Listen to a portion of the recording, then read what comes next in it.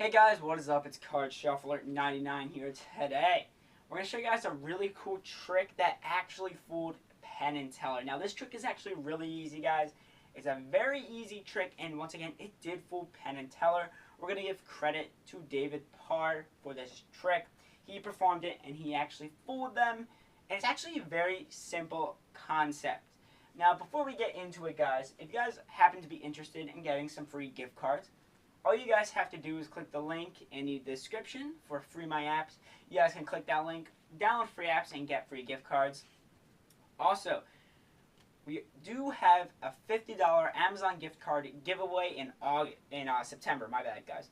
If you guys want to be entered, all you have to do is like this video. Make sure you are subscribed to the channel. Notifications have to be on, and you have to comment one time on one video what you like about a channel or that specific video. Once again, that's a September giveaway, and let's get into the trick. Alright guys, so what we're going to do today is a little game of follow the leader. Now Robert, I have a deck of cards here for you today. Go ahead, take that deck of cards for me, and what you're going to do here is basically, like the name, follow the leader. I'm going to do a few things with this deck, and I want you to basically replicate every move I make with that deck of cards. Are you ready? Yes, sir. Here we go. First off, let's go ahead and we'll just show all the cards. You can show the backs. You can go ahead, you can show the faces as well. All the cards different. Okay. Perfect. Now we're going to go start out, give the deck a little bit of a shuffle. Just shuffle the deck up a little bit. Doesn't matter. Perfect. Good job, Robert. Thank now you. We're going to go ahead and set a packet down. Doesn't matter how big? Doesn't matter. Alright, alright. Another? Alright, okay. Alright.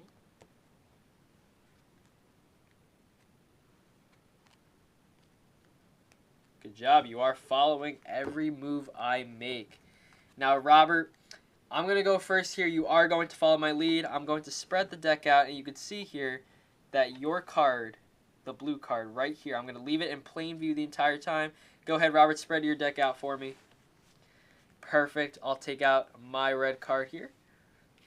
Once again, you got to shuffle the deck. You got to place any card you wanted into this. I shuffled the deck. I placed any card I wanted into this. And let's see. You'll notice that the two cards will actually be an exact match. The 8 of diamonds. And yes, once again, everybody can look through this red deck of cards. Everybody can look through that blue deck of cards. And that's it for this. Let's get straight into the tutorial. Alright guys, so let's get straight into this tutorial. So once again, this is a really simple trick that actually did fool Penn and Teller. We will put the link in the description because if you guys want to see a different interpretation of the trick, David Parr actually did perform this entire trick without talking. I believe he did it with music, that or it wasn't with music, but honestly, that idea of just having a trick performed without talking is, in my opinion, completely overlooked. You know, you look at guys like Shin Lim and all these people, they let the magic speak for themselves. Oftentimes, people overanalyze, they over-explain what they're doing, and honestly, it's only bringing too much light to the little moves that they're actually going to do. A lot of times, it's just better not to talk, just put music or something, and let the magic speak for itself. Don't over-explain, don't talk too much about what's going on. Just let people watch the magic, because honestly, people, they're not stupid, they know what's happening. But obviously in the performance, I didn't want to copy David Parr completely by just playing music and, you know, not talking. So I did just talk and go through the trick like that. But it is a cool idea, you know, of having someone place a card into your deck and you placing a card into their deck and them matching. I think this is a really cool idea, and it did actually fool Penn and Teller. So, without any more talking, let's get into it. What you're going to need is some double-sided tape. You're going to need 2 decks. That's it, okay? Now, one thing you will need is 2 of the same card from different decks. Obviously, you're going to have that. So I have 1 8 of diamonds from the blue deck, 1 8 of diamonds from the red deck. So keep that in mind. Now, you're going to pick one of the decks. It doesn't matter which deck you pick. In this case, I'm going to pick the red deck. So what you're going to do from the red deck, take any 2 cards out that you want. In this case, I just took these 2 out. One of the cards, you're going to place a piece of double-sided tape on the bottom here. You can see I have some double-sided tape right there. And now, I put it on the bottom for a reason, and I'm going to explain that a little bit later, okay? And this other card here, what this does, its sole purpose is to allow me to lift up to this card every time. What I have here is a little crimp card. So all I did was kind of bent it a little bit. And what this allows me to do, if I put it in the middle of the deck, you can see it's crimped there. So what I do is when I can actually lift up to it every single time when it's in the deck because it's crimped. So you can see there's a little loop up there. all I'm doing is I'm lifting up to it, and all I'm going to happen is basically this 9 of spades right here, this little crimp card, I can lift to it every single time, okay? Now, this is really all you're going to need for this trick. Once again, you got to make sure that you have these materials. It's nothing too fancy, obviously, but you will need to crimp a card. Now, there is a couple other ways you could do this. One is known as a breather crimp. If you don't know what a breather crimp is, all you do is you take a card, you're going to take your middle finger, your index finger, and your thumb with both hands. You're going to start in the middle, and you're going to go out to the corners just like that. You're going to stop before you hit the corners. Do it on both sides, just like that. And this is known as a breather crimp. It does basically the same exact thing. This is sort of a magic kind of move here. What you do is if you put this into the middle, it does the same purpose. Basically, you can lift up to the crimp every single time. So you can do a breather crimp if you wanted to. Some other options include a double thick card. So if you want to tape 2 cards together, I believe this does work. I did watch a tutorial on this same trick. So a double thick card does actually work. You can just tape 2 cards together, I believe. Another method actually is just cutting a card. So cutting the top of a card is actually going to work. Now what this is, basically what I'm doing is if I cut like a millimeter, maybe a little more than a millimeter off the top border, what's going to happen is now that the card is shorter, if you put it into the middle of the deck, on the bottom here, you'll see a little gap, obviously because it is shorter. It won't be the same length as all the other cards. So you'll see that there'll be a little gap, but you can actually lift up to that gap every time. Once again, you might need to cut a little bit more, a little bit less, it doesn't matter. As long as you have a card that's going to allow you to basically lift up to it every single time, just like that, you're good. Now, for me, I think it's easier just doing this. I mean, breather crimp's a little complicated. You know, you got to pull off to the edges. This, you literally just curl it a little bit and you're set to go. Okay? Now, the blue deck is completely...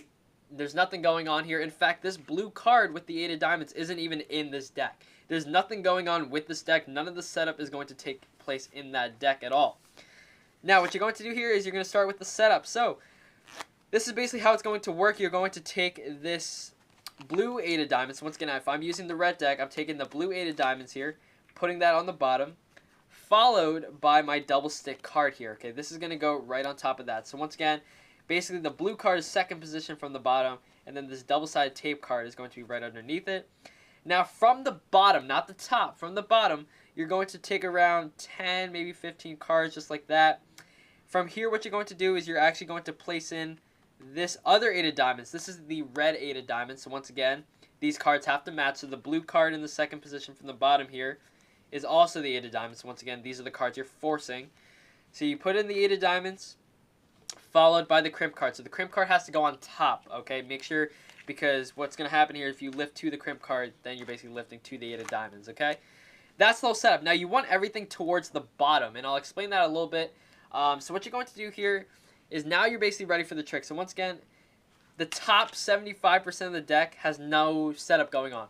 The bottom 10, 15 cards has the entire setup, okay? Now, with all this weight on top of this crimp card, it won't really be noticeable at all. So you will be okay in that aspect. Now, once again, nothing's going on here, so they can really do whatever they want here. Once again, you just tell them to follow your lead. You're going to do a little bit of a false overhand shuffle. All I'm doing here is I need to keep these bottom 2 cards on the bottom. These 2 cards here these crimp cards don't matter. Just keep these 2 on the bottom. So what you're going to do here is all I'm going to do is as I peel the top card off, I'm actually going to grab like 3 cards, okay? Now, oh, sorry, really quick. What I do want to explain is the spread. So to start the trick, you're actually going to spread the deck so you can show the the backs of the card. Obviously, don't show this blue card. And the reason being that I put the double-sided tape on the bottom is when you spread to show all the cards are different, you can put your thumb here. It fits naturally, and you can just show all the cards are different like that. So that works as well. Now you're ready to basically start. So once again, you're going to do this false overhand shuffle.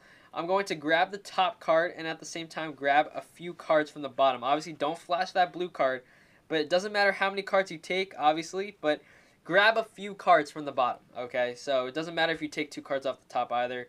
Just grab a few cards. Now, don't do that, okay? So you're going to want to grab maybe 3, 4 cards. Like, this is fine right here. This is like 6 cards. That's perfectly fine. That's going to go with this top card. So once again, you're going to peel that first. And now you're just going to peel off a few cards at a time. And basically what I'm doing here is I'm bringing this crimp card basically on top now again. So once again, I shuffle about half the deck. Now you're going to have this giant pack here. Just set that on top, okay? You're not shuffling the whole packet. Now what's going to happen is now the crimp card is around halfway into the deck. So that's where you want it. You want that crimp card about halfway into the deck. You're going to set down a packet of cards. Once again, I'm only setting about half, so I can see the crimp here. So what I'm doing is I'm setting about half the cards on top of the crimp. They're going to do the same thing. Now you're going to lift to the crimp, so I'm taking the crimp card with me. Set that down, they're going to do the same thing. Now that I have the crimp card there, now I basically cut to the 8 of diamonds, so now I'm forcing the 8 of diamonds on them. Okay, and I tell them to basically put this on top. So now the 8 of diamonds, everything here is all set. And all they have to do, once again, is put, it doesn't matter what card, they're basically going to put a random card into your packet. But because you have this double-sided tape here, what's going to happen is this 7 of diamonds is going to stick to their blue cards. Once again, they place a card into your deck. You're going to put this on top, and what this is doing here is the 7 of diamonds is now going to stick to this blue card. And what that does is it actually makes their blue card disappear. So it seems as if this is going to be the blue card that they put in. So once again, you're here, okay? You show they put their blue card in, you stick this. Now what's happening, you're going to put a little bit of pressure, you spread through the deck. This is the blue card that was in the second position from the bottom to start. You show that, bam, 8 of diamonds. Be careful though, the card right underneath is the card. This is the actual card that they put in, stuck to the double-sided tape cards. Now you could actually spread through because they are stuck together, okay?